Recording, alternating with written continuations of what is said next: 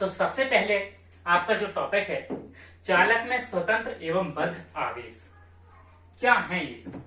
जैसा कि आप केमिस्ट्री में भी पढ़ चुके हैं, कुछ इस तरह के डायग्राम में आपने पढ़ा है कि परमाणु के अंदर नाभिक होता है और नाभिक के चारों ओर भिन्न भिन्न दूरियों पर कक्षाएं होती हैं।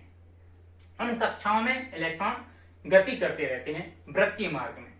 कुछ उसी तरह का डायग्राम हमने यहाँ पर बना के रखा है।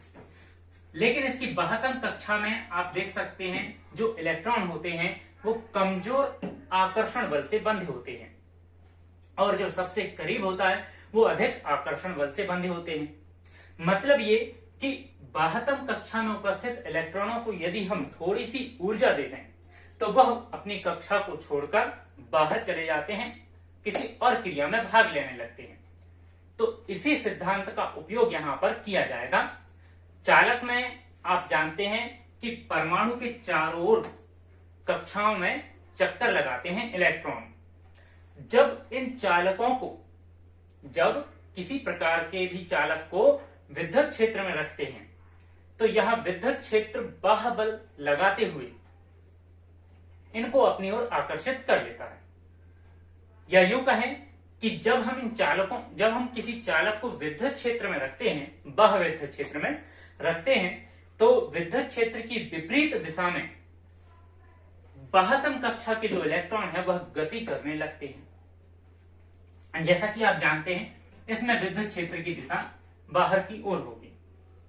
तो ये इलेक्ट्रॉन जैसे ही विद्युत क्षेत्र में पदार्थ को रखा गया, चालक पदार्थ को, तो बाह्यतम कक्षा के इलेक्ट्रॉन अंदर आएंगे, मतलब विद्युत क्षेत्र के विपरीत दिशा में गति करने लगते हैं। ठीक है, जिस वजह से वह चालक, उस चालक में स्वतंत्र इलेक्ट्रॉनों की संख्या बढ़ती चली जाती है। कहने का अर्थ यह कि बाह्यतम कक्षा के जो इलेक्ट्रॉन है, जैसे ही विद्युत क्षेत्र में रखते हैं तो विद्युत क्षेत्र के कारण स्वतंत्र इलेक्ट्रॉन लगातार विद्युत क्षेत्र के अंदर ही आने की कोशिश करते रहते हैं। इस तरह से चालक ऐसा व्यवहार प्रदर्शित करते हैं। कुछ डायग्राम के अनुसार भी यदि हम समझें तो यहाँ एक्स और वाई दो प्लेट हैं। एक्स प्लेट को धनावेशित किया गया है और वाई प्लेट को ऋणावेशित किया गया है और इसके बीच में हमने एक चालक पदार्थ रखा है या चालक प्लेट रखी है, ए बी सी डी। अब ये कैसे आगे की क्रिया है इसको जरा ध्यान से समझें। हमने यहां पर जैसे ही एक्स और वाई प्लेटों के मध्य चालक पदार्थ को रखा तो चालक प्लेट के इस सिरे पर ऋण आवेश आ गए और इस सिरे पर धन आवेश। ये कैसे होगा? आपको हमने अभी बताया कि जब किसी चालक को विद्युत क्षेत्र में रखा जाता है तो स्वतंत्र इलेक्ट्रॉन अंदर की ओर अर्थात विद्युत क्षेत्र की विपरीत दिशा में आने लगते हैं। यहां पर आप देखिएगा, जैसे ही हमने चालक प्लेट को रखा, चालक प्लेट को रखने से बाह्यतम कक्षा के इलेक्ट्रॉन अर्थात धातु की सतह पर उपस्थित इलेक्ट्रॉन जब उनको ऊर्जा मिलती है तो सतह को छोड़कर गति करते हैं। इसी तरह की बात यहां है कि जब ये धनावेश है, जैसे ही चालक प्लेट को रखा, इलेक्ट्रॉन इस चालक के कुछ इस तरफ गति करेंगे, इस ओर, जिसके कारण क्या होता है कि AB सिरे से गलत बोल दिया। यहां पे हमने क्या है, AB सिरे पर जो इलेक्ट्रॉन है वो इस तरह से इस तरफ जा रहे हैं और CD पर प्लस चार्ज बन रहा है। तो आप देख सकते हैं कि जो यहां पर प्लस चार्ज बन रहा है वो दर्शाता क्या है, वो दर्शाता है इलेक्ट्रॉनों की कमी को। तो इससे आप क्लियर कर सकते हैं कि इलेक्ट्रॉन इस तरफ नहीं इस तरफ गति कर रहे हैं। कहने का मतलब ये कि इस चालक प्लेट में CD भुजा से इलेक्ट्रॉन जो बाह्यतम कक्षा में थे, जो स्वतंत्र इलेक्ट्रॉन थे, वो इस तरफ गति करने लगते हैं, जिस वजह से इस सिरे पर धनावेश उत्पन्न होने लगता है। जब ये इलेक्ट्रॉन इस ओर बढ़ रहे हैं तो यहाँ इलेक्ट्रॉनों की अधिकता हो रही है, जिसके कारण यहाँ ऋण आवेश उत्पन्न हुए हैं। अब जैसे जैसे स्वतंत्र इलेक्ट्रॉनों की संख्या बढ़ती चली जाती है, उसमें धनावेश और ऋणावेश का मान भी बढ़ता चला जाता है, जिस वजह से एक चालक प्लेट जो अंदर रखी है उसके स्वयं का एक विद्युत क्षेत्र बन जाता है, जिसे नाम हमने दिया है E डैश। तो इस तरह से जो ई डैश की दिशा होगी वह धन से ऋण की ओर होगी, अर्थात सीडी भुजा से ए बी भुजा की ओर है। बशर्ते चालक प्लेटों को देखा जाए यदि, तो इसमें मेन विद्युत क्षेत्र जो है, मुख्य विद्युत क्षेत्र जो है वह एक्स प्लेट से वाई प्लेट की ओर है, जबकि ई डैश की जो दिशा है वह वाई प्लेट से एक्स प्लेट की ओर है। एक और बात, जैसे जैसे स्वतंत्र इलेक्ट्रॉनों की संख्या बढ़ती चली जाएगी तो ई डैश का मान भी बढ़ता चला जाता है। तो 100% एक पोजीशन ऐसी जरूर आएगी जहां पर ई डैश का मान ई के बराबर हो जाना है, क्योंकि एकदम स्वतंत्र आवेश तो पूरे के पूरे खिंच नहीं जाते हैं, धीरे धीरे करके उनकी संख्या बढ़ती है, अर्थात अंदर की ओर आ रहे होते हैं। तो इस वजह से धनावेश का मान धीरे धीरे बढ़ता चला जाएगा। कह सकते हैं कि विद्युत क्षेत्र का प्रभाव बढ़ता चला जाएगा, ई डैश का प्रभाव बढ़ता चला जाएगा। ई डैश का मान बढ़ने से जब ये ई के बराबर हो जाता है तो फिर ये विद्युत बल रेखाएं दिखाई नहीं देती हैं। क्यों? क्योंकि अंदर का विद्युत क्षेत्र शून्य हो जाता है। इसका कारण ये है कि ये विद्युत क्षेत्र इस ओर और ये विद्युत क्षेत्र इसके विपरीत ओर है, जो कि एक दूसरे के क्षेत्र को निरस्त कर देते हैं। तो चालक के अंदर जब ये साम्य स्थिति बनती है E इक्वल ई डैश के, तो चालक के अंदर विद्युत बल रेखाएं दिखाई नहीं देती हैं। चालक के अंदर विद्युत बल रेखाएं गायब हो जाती हैं, क्योंकि वहां विद्युत क्षेत्र की तीव्रता शून्य हो जाती है। तो इस बात पे आधारित एक क्वेश्चन और हम क्लियर कर दें कि चालक यदि खोखला है तो उसके अंदर विद्युत बल रेखाएं नहीं होती हैं, विद्युत क्षेत्र की तीव्रता वहां शून्य होती है, जिस वजह से आवेश को यदि हम एक स्थान से दूसरे स्थान पर भी ले जाएं तो जो किया गया कार्य है अर्थात विभवांतर है वह शून्य है। तो क्लियर है कि चालक के खोखले चालक के अंदर विभव शून्य होता है या विभवांतर शून्य होता है, जिस तरह से पृष्ठ पर भी समविभव पृष्ठ पर शून्य होता है। आपने पढ़ा है समविभव पृष्ठ पर भी आवेश एक स्थान से जब दूसरे स्थान पर जाता है तो कोई कार्य नहीं करना पड़ता है। इसी कारण वहां पर किया गया कार्य शून्य होने से विभव या विभवांतर का मान शून्य हो जाता है। तो कुछ इस तरह की बात चालक के अंदर भी है कि चालक के अंदर विद्युत बल रेखाएं शून्य होती हैं, विद्युत क्षेत्र की तीव्रता होती नहीं है, इस वजह से वहां पर भी विभव या विभवांतर शून्य होगा। ये तो हमने आपको बता दिया कि खोखले चालक के अंदर विभव और विभवांतर शून्य क्यों होता है। तो आप देख सकते हैं कि जब हमने चालक पदार्थों को या किसी चालक प्लेट को विद्युत क्षेत्र के अंदर रखा तो प्रारंभ में तो उनकी बल रेखाएं दिखाई दे रही हैं, ई डैश की बल रेखाएं दिखाई दे रही हैं, लेकिन जब ई डैश ई के बराबर हो गया तो विद्युत बल रेखाएं शून्य अर्थात गायब हो जाती हैं।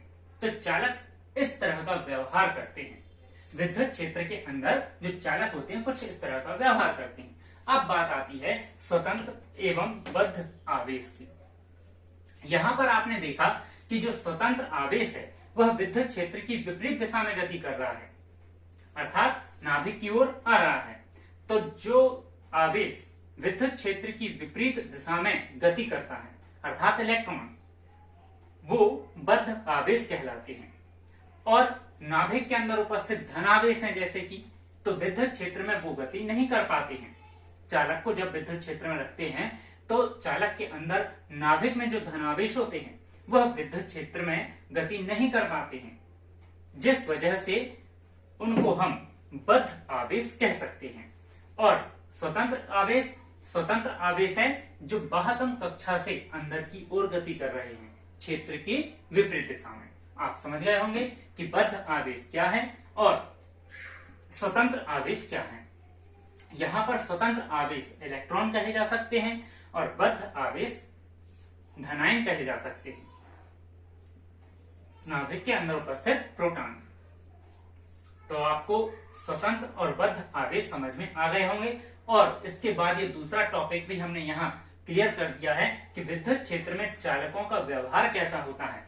तो विद्युत क्षेत्र में जब नहीं रखा जाता है तो इसमें ई और ई डैश का मान स्टार्ट होते हुए धीरे धीरे आगे बढ़ता है और विद्युत क्षेत्र में रखने पर ये इक्वल हो जाने के बाद चालक के अंदर विद्युत बल रेखाएं शून्य हो जाती हैं। तो चालक कुछ इस तरह से व्यवहार करते हैं कि जैसे ही उन्हें विद्युत क्षेत्र में रखा जाता है उसके अंदर बल रेखाएं शून्य हो जाती हैं। ये पूरा हमने आपको कारण यहाँ समझा दिया है। बाकी बाद में अगर हम देखें तो विद्युत क्षेत्र में परावैद्युतों को रखें तो क्या होता है। परावैद्युत मतलब विद्युत रोधी पदार्थ। विद्युत रोधी पदार्थ ऐसे पदार्थ होते हैं जिनमें स्वतंत्र इलेक्ट्रॉन या आवेशों की कमी होती है। तो इससे ये क्लियर हो गया है कि जब हम किसी परावैद्युत पदार्थ को दो प्लेटों के बीच में रखते हैं, मतलब विद्युत क्षेत्र में रखते हैं, तो उस परावैद्युत का स्वयं का जो विद्युत क्षेत्र है अर्थात ई डैश का जो मान है वह कम रहेगा। क्यों रहेगा कम? क्योंकि परावैद्युत पदार्थों में मुक्त आवेशों की संख्या कम होती है, वह विद्युत क्षेत्र का मान ज्यादा हो जाएगा और अंदर जो परावैद्युत रखा है, जो स्वयं अपना विद्युत क्षेत्र ई डैश बनाता है, उसका मान कम होता है। तो इतनी बात से ये भी क्लियर हो रहा है कि जब किसी परावैद्युत को हम विद्युत क्षेत्र के अंदर रखते हैं तो वो मुख्य विद्युत क्षेत्र के प्रभाव को कम कर देते हैं। क्लियर? जैसे ही परावैद्युत पदार्थ को विद्युत क्षेत्र में रखा जाता है, अर्थात दो प्लेटों के बीच में रखा जाता है, तो वह मुख्य विद्युत क्षेत्र के प्रभाव को घटा देते हैं, उसे कम कर देते हैं। रीजन है ई डैश का मान कम होता है ई से। अगर ई और ई डैश इक्वल होते तो वही घटना घटित हो जाती जो यहाँ पर हमने आपको समझाई। इसके अलावा जो परावैद्युत पदार्थ हैं उसमें देख सकते हैं आप कि जो आवेश होते हैं वह उसके अंदर लगातार गतिमान है, मतलब कि ई डैश का मान कम है ई से। तो अभी बल रेखाएं बनी हुई हैं। बल रेखाएं कब नहीं होती हैं? जब ई बराबर ई डैश, क्योंकि यहाँ ई डैश कम है, ई डैश कम है ई से, इस वजह से अभी इसके अंदर विद्युत क्षेत्र बना रहेगा। इस विद्युत क्षेत्र में आप देख सकते हैं कि ये क्लियर हो जाता है कि चालक और विद्युत रोधी में फर्क केवल इतना है कि जब चालकों को विद्युत क्षेत्र में रखा जाता है तो चालक के अंदर विद्युत क्षेत्र की तीव्रता शून्य हो जाती है, लेकिन जब परावैद्युत को विद्युत क्षेत्र में रखा जाता है तो विद्युत क्षेत्र में रखने पर उसके अंदर विद्युत क्षेत्र की तीव्रता शून्य नहीं हो पाती है, मतलब बल रेखाएं गतिमान रहती हैं, आवेश गतिमान रहते हैं। पर वास्तविकता में देखा जाए तो आवेश गति नहीं करते हैं परावैद्युत में, केवल आवेश प्रवाह का प्रदर्शन करते हैं। ये बहुत इंटरेस्टिंग बात है, इसकी डिटेल हम अगली क्लास में पढ़ेंगे। तो इतनी डिटेल के बाद हम उसकी परिभाषा जरूर दे सकते हैं परावैद्युत की, कि परावैद्युत पदार्थ ऐसे पदार्थ होते हैं जिनमें आवेश प्रवाह तो नहीं होता है, मतलब विद्युत धारा तो नहीं बहती है विद्युत क्षेत्र में रखने पर, लेकिन वो ऐसा प्रदर्शन जरूर करते हैं जैसे कि उसके अंदर से आवेश बह रहा है, उसमें धारा बह रही है। जबकि वास्तविकता में देखा जाए तो आवेश गति नहीं करते हैं। अब ये कैसे और क्यों, इसके लिए हम अगली क्लास में कल पढ़ेंगे। तो परावैद्युत के बारे में हम कल डिटेल में पढ़ाई करेंगे। आज के लिए इतना ही काफी। धन्यवाद।